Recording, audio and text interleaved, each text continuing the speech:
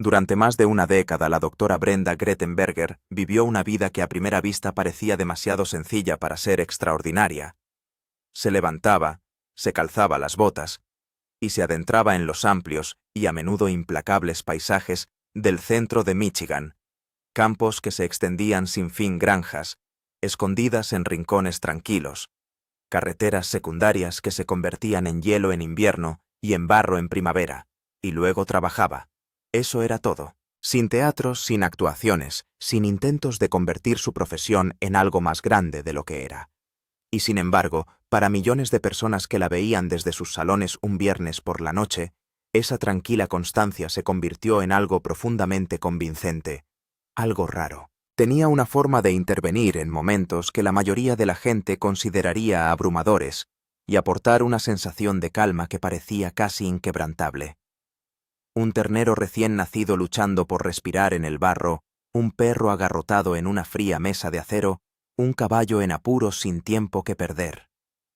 No eran situaciones escenificadas ni escenas cuidadosamente controladas. Eran reales, urgentes, impredecibles.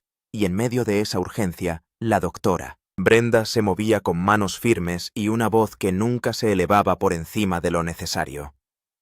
No necesitaba dramatizar nada, simplemente hacía su trabajo. A eso respondía la gente. No al espectáculo ni a la personalidad en el sentido tradicional, sino a la autenticidad. En un mundo en el que hay tantas cosas que se ven manipuladas, filtradas y construidas para llamar la atención, ella se mantenía anclada en algo real. Los fans no la admiraban porque ella lo exigiera. Confiaban en ella porque nunca intentó ser otra cosa que lo que era una veterinaria que hace su trabajo paciente a paciente. Así que cuando esa presencia empezó a desvanecerse, cuando empezó a aparecer con menos frecuencia y a desaparecer de los episodios sin dar explicaciones, la gente se dio cuenta. Al principio fue algo sutil, una aparición ausente aquí, un papel reducido allá. Pero con el tiempo, la ausencia se hizo imposible de ignorar. Y como siempre ocurre cuando algo familiar desaparece sin contexto, empezaron a surgir preguntas. Esas preguntas, transmitidas a través de foros y secciones de comentarios, hicieron lo que suelen hacer las preguntas en la era de Internet: se multiplicaron, evolucionaron y finalmente se transformaron en algo totalmente distinto. La especulación llenó los vacíos dejados por el silencio. Empezaron a circular historias, algunas basadas en fragmentos de verdad, otras ampliadas hasta lo irreconocible y algunas completamente inventadas. Había rumores de luchas personales, de agotamiento emocional, de una carrera llevada al límite por las incesantes exigencias del trabajo. Los rumores hablaban de batallas legales, de problemas con las licencias que amenazaban todo lo que ella había construido, de casos que acabaron en tragedia y que perduraron mucho más tiempo del que cualquiera ajeno a la profesión podría comprender plenamente. Algunos pintaban la imagen de una mujer que se deshacía lentamente bajo el peso de una responsabilidad que la mayoría de la gente nunca experimentaría ni una sola vez, y mucho menos día tras día. Y dentro de esa mezcla de verdad y ficción surgió algo incómodo, porque aunque algunas de esas historias contenían elementos de realidad, muchas eran exageradas, distorsionadas o creadas totalmente para llamar la atención. Se difundieron rápidamente, impulsadas por la curiosidad, por la preocupación y a veces por una especie de fascinación ante la idea de que alguien tan firme pudiera romperse de alguna manera. Pero la verdadera historia, la que existía bajo todo ese ruido, era más complicada, más humana y en muchos sentidos más difícil de afrontar que cualquier rumor. Comienza lejos de la televisión, lejos de las cámaras y del público, en una granja lechera de Eaton Rapids, Michigan. Allí nació Brenda Sue Grettenberger, el 23 de febrero de 1967, en un mundo definido no por el rendimiento, sino por la responsabilidad. La granja no era solo el lugar donde vivía, era la forma en que funcionaba la vida. El ganado. Holstein, el ordeño matutino y vespertino, las tareas antes y después del colegio, el ritmo constante de un trabajo que no se detenía por comodidad o conveniencia. Sus padres dirigieron esa granja durante más de 40 años, y las prioridades estuvieron claras desde el principio. Los animales eran lo primero. No se trataba de una declaración de negligencia hacia la familia, sino simplemente de la realidad de una granja en activo. El ganado requería cuidados a todas horas, en todas las condiciones, y si no se prestaban esos cuidados, las consecuencias eran inmediatas. Brenda asimiló pronto esa idea no como algo inusual, sino como algo fundamental: el olor del heno, el peso de la responsabilidad, la conciencia de que la vida dependía de la acción, más que de la intención. Todo ello se convirtió en parte de lo que ella era. Los animales no eran ideas abstractas, ni preocupaciones lejanas. Eran seres vivos que requerían atención, habilidad y compromiso. Y las personas que proporcionaban esos cuidados no estaban desempeñando un papel, estaban cumpliendo una responsabilidad. Cuando eligió ser veterinaria, no lo sintió como una decisión dramática o una realización repentina, sino como algo inevitable. Era la extensión natural de una vida que ya había vivido en estrecha relación con los animales, moldeada por la comprensión de lo que significaba cuidarlos adecuadamente. Estudió en la Facultad de Veterinaria de la Universidad Estatal de Michigan, uno de los programas más respetados del país, y obtuvo el título de doctora en veterinaria en 1992. Podía haberse ido a cualquier parte después de aquello. Había oportunidades más allá de Michigan, en entornos más urbanos, en consultas especializadas. Pero eligió quedarse. Eligió el entorno que entendía el trabajo que le parecía real. Como muchos jóvenes veterinarios de la época, buscó su primer empleo a través de la revista A.B.M.A. Journal, hojeando los listados que ofrecían una visión de las consultas de todo el país. Uno de los listados destacaba una clínica de práctica mixta en Whiteman, Michigan, un pequeño municipio rodeado de tierras de cultivo, lejos del ruido de las ciudades. La clínica se llamaba Paul Veterinary Services. Respondió al anuncio, la contrataron y condujo hasta Whiteman para iniciar lo que se convertiría no solo en un trabajo, sino en un capítulo decisivo de su vida. En el centro de esa clínica estaba el Dr. Jan Paul, un veterinario cuya reputación iba mucho más allá de la comunidad inmediata. Originario de los Países Bajos, formado en la Universidad de Utrecht, había construido su consulta desde cero, atendiendo a granjeros que necesitaban fiabilidad más que cualquier otra cosa. Era conocido por su intensidad, su rapidez, su inquebrantable enfoque en los resultados. Su enfoque era práctico, a veces controvertido, basado en una simple pregunta: ¿qué salvará al animal y qué puede permitirse el granjero? No todo el mundo estaba de acuerdo con sus métodos, una tensión que se convertiría en importante en los años siguientes.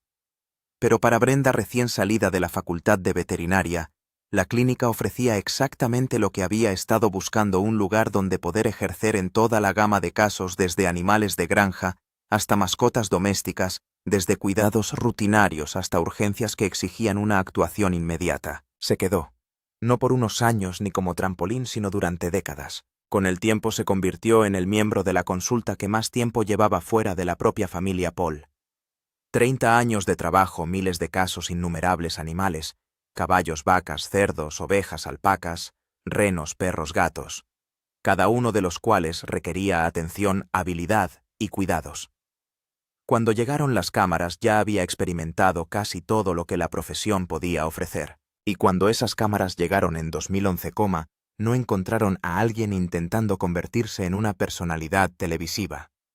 Encontraron a alguien que ya llevaba años haciendo el trabajo en silencio, con constancia, sin expectativas de reconocimiento. El programa The Incredible Dr. Paul se estrenó en octubre 29, 2011, llevando a los espectadores a un mundo que se sentía sin filtros e inmediato. Las salas de examen no eran decorados pulidos. Los campos no eran entornos controlados. Los casos no siempre acababan bien. Y no había tiempo para suavizar la realidad en aras de la presentación. Esa honestidad se convirtió en la fuerza de la serie. El propio Dr. Paul se convirtió en una figura central más grande que la vida por su energía y presencia. Pero la doctora Brenda ocupó un espacio diferente. No era la voz más alta, ni la figura más dramática. En cambio, se convirtió en la persona en la que los espectadores confiaban.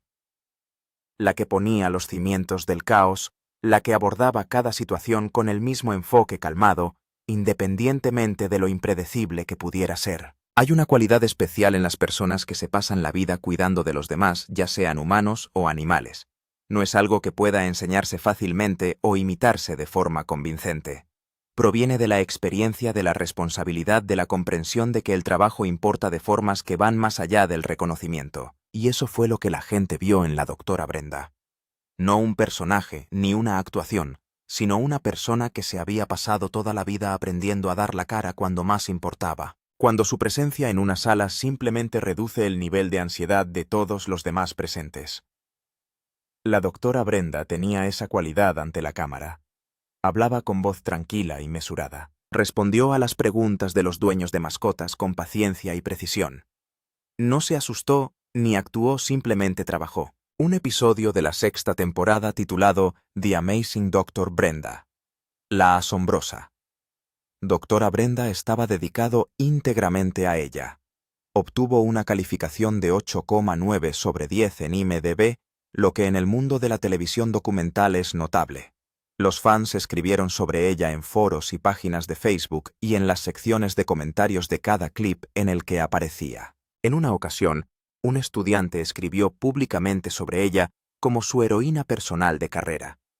La wiki oficial de los fans de la serie señaló con el tipo de detalle que solo producen los fans verdaderamente devotos que fue el único miembro original del reparto, no perteneciente a la familia Paul, que permaneció en la serie durante toda su duración. Apareció en aproximadamente 220 episodios a lo largo de 13 años y lo hizo mientras permanecía en su vida personal casi completamente invisible. La doctora Brenda nunca ha mantenido una cuenta pública en las redes sociales, ha concedido muy pocas entrevistas y nunca ha revelado en ninguna declaración pública verificada si está casada o tiene hijos o cómo es su vida fuera de las paredes de la clínica. Esa privacidad era intencionada y era coherente y estaba dada por lo que se avecinaba probablemente prudente. La primera señal de que algo iba mal llegó poco a poco, como suelen hacer estas cosas. Los espectadores empezaron a notar que la doctora Brenda aparecía con menos frecuencia. No ausente exactamente. Seguía ahí en los créditos en los casos, pero menos prominente, menos central, con episodios en los que apenas aparecía. Los foros de fans empezaron a llenarse de preguntas. ¿Dónde está la doctora Brenda? ¿Está bien? ¿Va a dejar la serie? La respuesta oficial, cuando por fin llegó, no la dio la doctora Brenda, sino Charles Paul, el hijo de Jan, que ejercía de productor ejecutivo y cada vez más de voz pública de la serie. En una sesión de Facebook Live, Charles abordó directamente las preguntas. Dijo que tenía cosas que hacer, que los horarios de rodaje no se habían alineado, que no había dejado la consulta y que no se iba a ir. Pidió a los fans que no se preocuparan. Se preocuparon de todos modos. Charles volvió a tratar el tema en un Facebook Live posterior a mediados de 2022, volvió a tranquilizar a los espectadores asegurando que la doctora Brenda seguía en la clínica. Ambas veces el mensaje fue el mismo. Ella está aquí. Ella está bien. Nada que ver. Lo que ni Charles ni nadie del programa ni de la cadena dijeron nunca públicamente fue lo que en realidad había estado ocurriendo en la vida profesional de la doctora Brenda Grettenberger desde la primavera de 2017, porque en marzo de 2017, ocurrió algo en los servicios veterinarios Paul, que puso en marcha una cadena de acontecimientos que la perseguirían durante casi una década. El pasado mes de marzo, 13 de 2017, una perra llamada Macy acudió a los servicios veterinarios Paul para someterse a una limpieza dental. Las limpiezas dentales bajo anestesia se consideran procedimientos rutinarios en medicina veterinaria. El tipo de cosas que ocurren cientos de veces al día en clínicas de todo el país. La doctora Brenda examinó a Macy de antemano y no encontró nada que sugiriera que el procedimiento debía cancelarse. A continuación delegó la limpieza propiamente dicha en una técnica veterinaria licenciada llamada Andrea Mata, lo que también es un acuerdo estándar en la práctica veterinaria. Los veterinarios supervisan rutinariamente a los técnicos que realizan las limpiezas. Y entonces la doctora Brenda salió de la clínica para una visita programada a una granja. Una visita sanitaria a un rebaño del tipo que había definido su vida profesional durante 25 años. Otro veterinario estaba presente en la clínica. Mata realizó la limpieza. Macy salió inicialmente de la anestesia sin problemas aparentes. Y entonces algo salió mal. Una vez totalmente alerta, Macy empezó a tener problemas para respirar. El otro veterinario de la clínica la trató durante varias horas, pero Macy dejó de respirar. La causa de la muerte nunca se determinó definitivamente. No fue como algunos relatos en línea han descrito un caso directo de negligencia con una pistola humeante clara. Era el tipo de caso que atormenta a la medicina veterinaria precisamente porque no tiene una explicación limpia. Un animal que sobrevivió al procedimiento se despertó y no sobrevivió a lo que vino después por razones que no se pudieron precisar con certeza. Pero alguien presentó una queja ante la Oficina de Licencias Profesionales de Michigan, que depende del Departamento de Licencias y Asuntos Reguladores del Estado. Y la maquinaria de la disciplina profesional, lenta y moliente e indiferente a los horarios de televisión, empezó a moverse. Los procedimientos formales tardaron años. Hubo una vista administrativa de 5 días con declaraciones de expertos de ambas partes. Un juez de derecho administrativo revisó las pruebas. La acusación central contra la doctora Brenda no era que hubiera realizado mal el procedimiento. La acusación se refería a la supervisión. Concretamente que había abandonado la clínica sin traspasar formalmente la responsabilidad de supervisión de Macy a otro veterinario mediante comunicación explícita y acuerdo claro. Las conclusiones del juez administrativo fueron complicadas. El juez no encontró pruebas suficientes de que el examen de la doctora Brenda a Macy antes del procedimiento fuera inadecuado.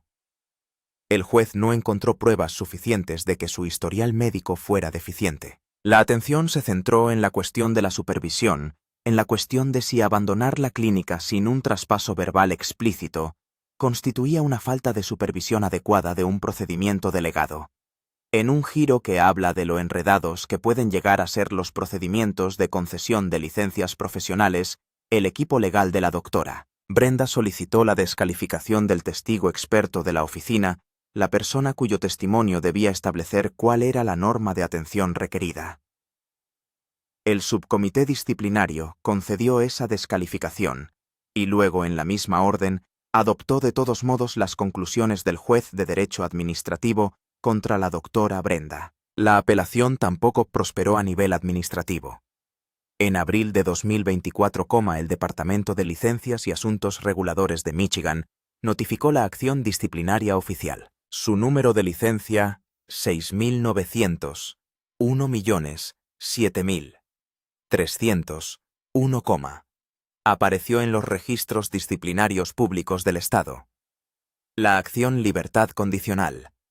La base incompetencia, negligencia y violación técnica del Código de Salud Pública de Michigan.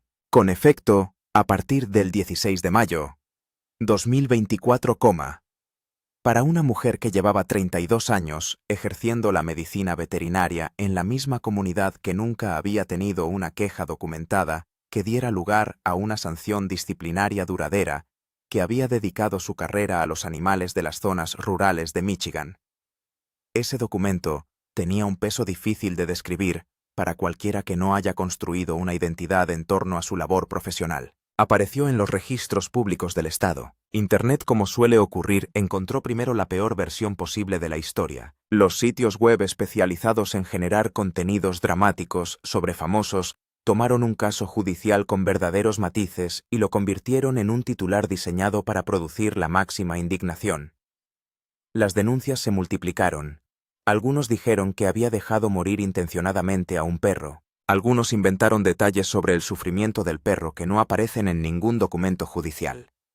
Algunos sitios afirmaron que había perdido totalmente la licencia. Otros añadieron detalles personales que no solo no estaban verificados, sino que eran claramente inventados.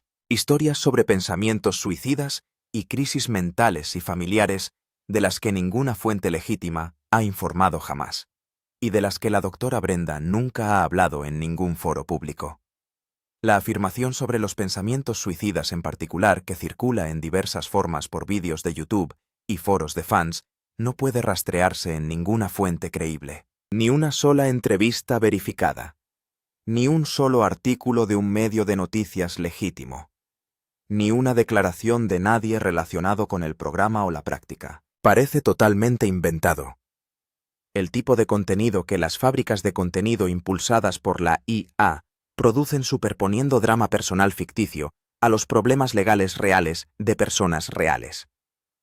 Porque la combinación genera más engagement que cualquiera de los dos elementos por separado. La historia real, un veterinario respetado que se enfrentaba a una crisis profesional legítima por una cuestión de supervisión realmente complicada tras la muerte de un perro en circunstancias que siguen siendo médicamente inexplicables, era más que suficiente para llevar a cabo un examen serio de lo que cuesta la medicina veterinaria a las personas que la practican. La historia inventada no era más que crueldad disfrazada de periodismo.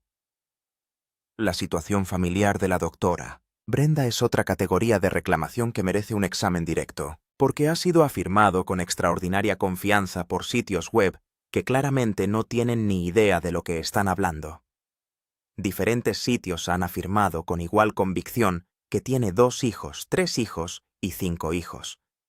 Diferentes sitios le han dado 3 maridos diferentes con 3 nombres diferentes. La respuesta más sencilla y honesta es que nadie fuera de su círculo personal lo sabe.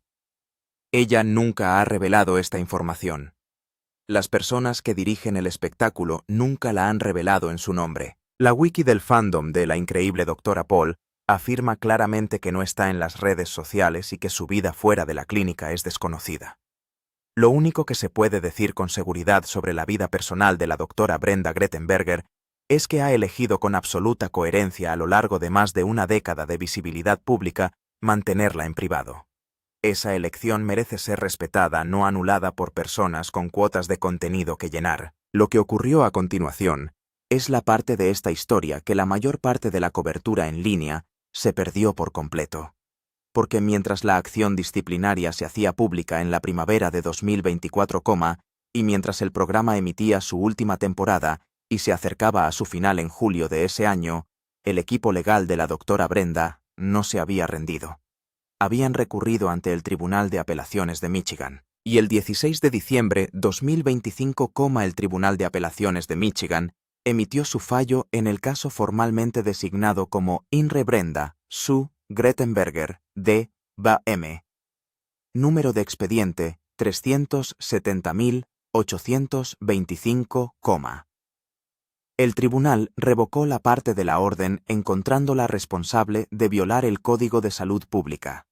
Se devolvió el caso para la entrada de la desestimación de la denuncia. El razonamiento del tribunal iba al meollo de lo que había hecho tan complicado este caso desde el principio. La cuestión de si la conducta supervisora de la doctora Brenda era adecuada no era, según el tribunal, algo que pudiera determinarse únicamente con el sentido común, sino que requería un testimonio pericial competente que estableciera lo que la norma de atención exigía realmente en esta situación y demostrara que su conducta había estado por debajo de ella. El Estado no había aportado ese testimonio en gran parte porque su propio experto había sido descalificado. Sin ese fundamento, la acción disciplinaria no podía mantenerse. Se ordenó la desestimación de la denuncia. Habían pasado casi 8 años desde el día en que Macy acudió a hacerse una limpieza dental hasta el día en que el Tribunal de Apelación cerró definitivamente el expediente. 8 años durante los cuales la doctora Brenda siguió trabajando, siguió tratando animales, vio cómo se reducía su tiempo en pantalla. Y se multiplicaron las preguntas de los fans y proliferaron los rumores en Internet. 8 años durante los cuales no dijo nada. Públicamente no mantuvo ninguna presencia en las redes sociales, no concedió ninguna entrevista sobre el caso y aparentemente siguió apareciendo. Que la sentencia del tribunal constituya una reivindicación plena depende de cómo se defina la palabra. La revocación se basó en motivos procesales y probatorios, no en una conclusión afirmativa de que su conducta supervisora fuera adecuada en todos los aspectos. El tribunal consideró que el Estado no había probado su caso, lo que es diferente de que un tribunal considere que no hubo error pero se desestimó la demanda. Se revocó la libertad condicional. Se borró el registro de su licencia que llevaba esa marca pública desde mayo de 2024, y la doctora Brenda Grettenberger, que había pasado 8 años esperando a que el sistema legal terminara su trabajo, ya no estaba bajo ninguna orden disciplinaria del estado de Michigan. Las controversias sobre la práctica de la doctora Paul, que forman el telón de fondo de su historia, merecen ser entendidas por derecho propio porque iluminan el particular mundo profesional en el que habitaba. Un mundo en el que la brecha entre cómo es realmente la medicina veterinaria rural y lo que exigen las normas veterinarias urbanas ha sido una fuente de auténticos conflictos durante décadas. El primer roce importante de Jean Paul con la Junta de Licencias de su estado se produjo en 2012, a raíz de un caso de una pointer alemana de pelo corto embarazada llamada Mocha.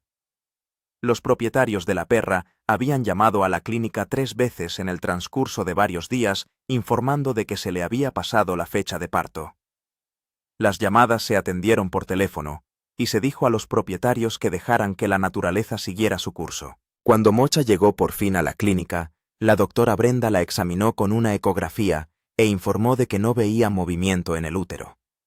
A continuación, el doctor Paul examinó él mismo a Mocha y dijo que sí veía movimiento, por lo que envió a la perra a casa. Los propietarios, poco convencidos, llevaron a Mocha a otra clínica donde se le practicó una cesárea. En la operación se encontraron 10 cachorros muertos, que se calcula que llevaban muertos entre 3 y 4 días. Los organismos reguladores de Michigan revisaron el caso y en mayo de 2012, pusieron en libertad condicional tanto al Dr. Paul como a la doctora Brenda. El Dr. Paul también fue multado con $500 y se le exigió que completara la formación continua en documentación, reproducción de pequeños animales y ecografía. Un tercer veterinario de la consulta que no apareció en el programa de televisión fue puesto simultáneamente en libertad condicional por un incidente distinto. 3 de los 4 veterinarios de Paul Veterinary Services estuvieron en libertad condicional al mismo tiempo. Nat Geo Wild emitió un comunicado en el que describía la medida disciplinaria como una queja administrativa y no como un caso de mala praxis o diagnóstico erróneo, y el programa continuó sin interrupción. 2 años más tarde, llegó una segunda polémica más visible públicamente, esta vez impulsada no por un regulador estatal, sino por un colega veterinario que había visto un episodio en televisión. La doctora Eden Myers, una veterinaria que había visto un episodio en el que aparecía el Dr. Paul operando de extirpación ocular a un Boston Terrier llamado Mr. Pigglesworth, presentó una queja formal ante la Junta de Licencias de Michigan en 2014. El perro había sido atropellado por un coche. Los propietarios tenían un límite presupuestario de $300 o tendrían que optar por la eutanasia. El Dr. Paul había acordado mantener la cirugía por debajo de esa cantidad. La queja de la doctora Myers detallaba lo que ella describía como graves desviaciones de la técnica quirúrgica estéril estándar. Sin bata quirúrgica, sin mascarilla, sin gorro, sin paños estériles, con los instrumentos colocados sobre una toalla de papel, el perro sobre una mesa de acero desnuda. El hijo sin licencia del Dr. Paul Charles asistente. También inició una petición, change.org, y una página de Facebook pidiendo la cancelación del programa. La Junta de Medicina Veterinaria de Michigan declaró negligente al Dr. Paul en marzo de 2015 y le impuso una multa de $500 y un año de libertad condicional. El Dr. Paul apeló. En julio de 2016, el Tribunal de Apelaciones de Michigan anuló la acción disciplinaria en una decisión de 3-0 al no encontrar pruebas competentes de un incumplimiento de la norma de atención y señalando que la ley de Michigan no contenía ningún requisito específico que exigiera batas quirúrgicas, máscaras o paños estériles en cada procedimiento veterinario. El tribunal llamó a su propio fallo en la materia el curioso caso del señor Pigglesworth. El perro sobrevivió a la operación y sus dueños se mostraron satisfechos con el resultado. Al parecer, el Dr. Myers recibió amenazas de muerte de los fans del programa. El Dr. Paul la acusó de difamación. La legislatura de Michigan consideró brevemente un proyecto de ley que habría prohibido a las autoridades reguladoras iniciar investigaciones veterinarias basándose únicamente en el visionado de programas de telerrealidad. El proyecto de ley murió sin ser votado. Un conjunto posterior de quejas relacionadas con una operación de esterilización y un tratamiento de caballos que según los reguladores también implicaba una técnica estéril inadecuada, dio lugar a una orden de libertad condicional de 2018 que el Tribunal de Apelaciones de Michigan confirmó en apelación. El único caso de esta saga en el que los tribunales fallaron en contra del Dr. Paul en lugar de a su favor. A lo largo de todo ello, el espectáculo continuó. Nat Geo-Wild nunca vaciló públicamente. El Dr. Paul siguió ejerciendo. Las calificaciones se mantuvieron. El público confiaba en él. Sería fácil sacar una simple conclusión de esta larga lista de quejas, acciones disciplinarias y revocaciones judiciales, pero esa simple conclusión pasa por alto algo importante sobre lo que es realmente la medicina veterinaria rural y lo que cuesta a las personas que la practican. El Departamento de Agricultura de Estados Unidos ha identificado 243 zonas rurales con escasez de veterinarios en 46 estados, la cifra más alta jamás registrada. Más de 70 condados de los 50 estados se enfrentan a una posible escasez de veterinarios de grandes animales. El grupo de veterinarios dispuestos a realizar este trabajo ha ido disminuyendo durante décadas. Solo alrededor del 3,5% de todos los veterinarios en ejercicio en Estados Unidos trabajan principalmente con animales destinados a la alimentación. Las cifras no mienten sobre el porqué. Los veterinarios rurales y de grandes animales suelen trabajar 10 de cada 14 días. Están de guardia durante las horas libres. Conducen durante horas para llegar a las granjas en condiciones que mantendrían en casa a la mayoría de la gente. Trabajan más de 50 horas a la semana con un salario inicial entre un 30 y un 40% inferior al de sus homólogos en la práctica de los animales de compañía. Tienen el doble de probabilidades de sufrir lesiones relacionadas con el trabajo. Trabajan solos en entornos aislados, sin los colegas y especialistas, ni los sistemas de apoyo institucional que los profesionales urbanos dan por sentados. Un profesor de veterinaria de la Universidad Estatal de Luisiana ha afirmado que los veterinarios rurales tienden a abandonar a los 5 años aproximadamente. Los que no abandonan suelen cargar con el peso de ese trabajo de formas que no siempre son visibles desde fuera. Los datos sobre salud mental en veterinaria dan que pensar de una forma que la profesión solo ha empezado a debatir abiertamente hace poco. Según los Centros para el Control y la Prevención de Enfermedades CDC, las mujeres veterinarias tienen 3,5 veces más probabilidades de suicidarse que la población general y los hombres veterinarios más del doble.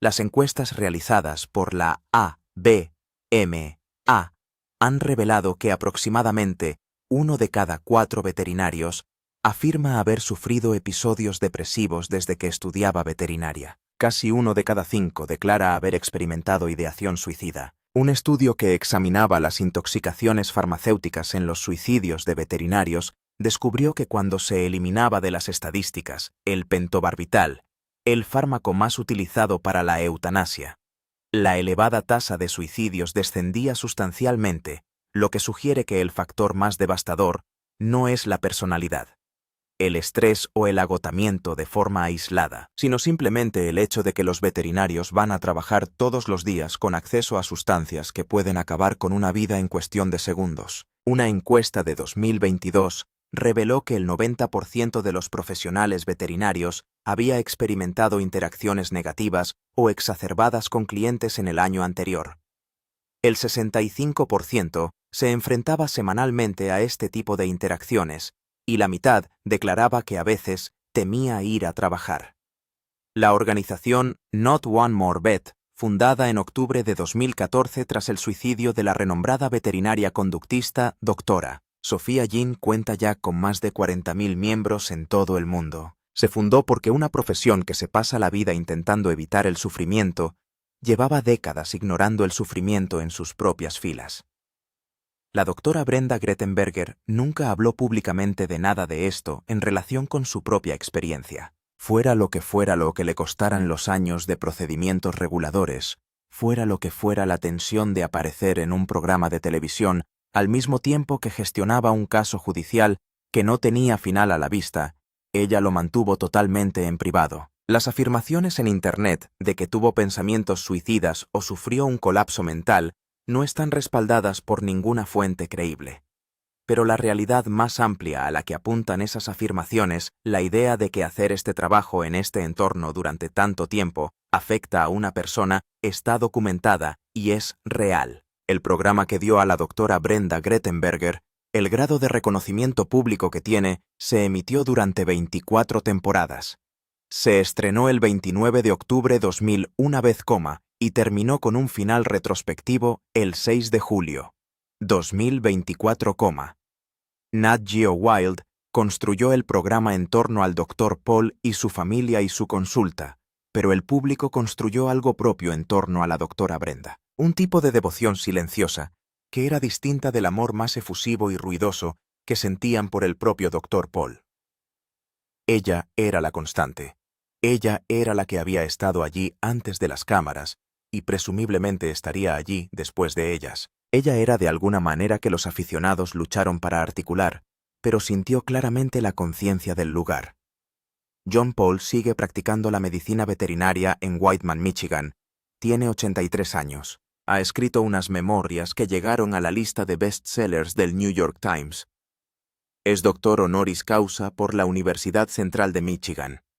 La consulta que construyó durante 40 años en el centro de Michigan sigue abierta. En la página web oficial de Paul Veterinary Services sigue figurando la doctora Brenda Grettenberger entre el personal. Su biografía en esa página dice que, al igual que la doctora Paul, disfruta con la práctica de animales mixtos y planea seguir trabajando con animales y propietarios de la zona central de Michigan.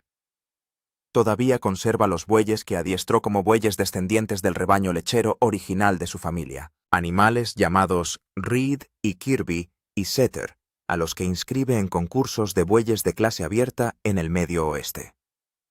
Aún así, según todos los indicios, se presenta, tanto si aparece en futuros proyectos televisivos como si permanece entre bastidores de la práctica que ha definido su vida adulta, ya ha dado más de sí misma al Michigan rural y a sus animales de lo que la mayoría de la gente da a cualquier cosa. El procedimiento de regulación que marcó su nombre en una base de datos estatal ha sido anulado y desestimado.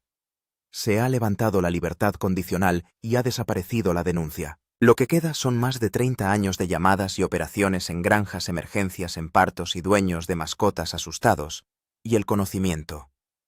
El conocimiento diario, ganado a pulso de lo que significa seguir haciendo algo que importa, incluso cuando hacerlo resulta costoso. Creció en una granja lechera donde el ganado era lo primero y el resto de la familia lo segundo. Ha pasado toda su carrera viviendo según ese mismo principio, extendiéndolo a cada animal que entraba por la puerta de una clínica en Whiteman, Michigan, estuvieran o no rodando las cámaras. La tragedia que prometían los titulares era real, pero no era la tragedia que describían. Era más silenciosa. Era el tipo de tragedia que no se anuncia a sí misma. Los años de procedimientos, los registros públicos, los rumores sustituyendo a la verdad los aficionados, haciendo preguntas de las que nadie con las respuestas correctas estaba dispuesto a hablar. Era el coste de hacer un trabajo difícil en un lugar difícil durante mucho tiempo, y que ese trabajo se complicara por fuerzas que no tenían nada que ver con los animales, ni con los granjeros, ni con los madrugones en el barro. ¿Qué crees que merecen del resto de nosotros las personas que acuden a ese trabajo cada día? Háznoslo saber en los comentarios. Y si quieres conocer más historias como esta, suscríbete para no perderte ninguna.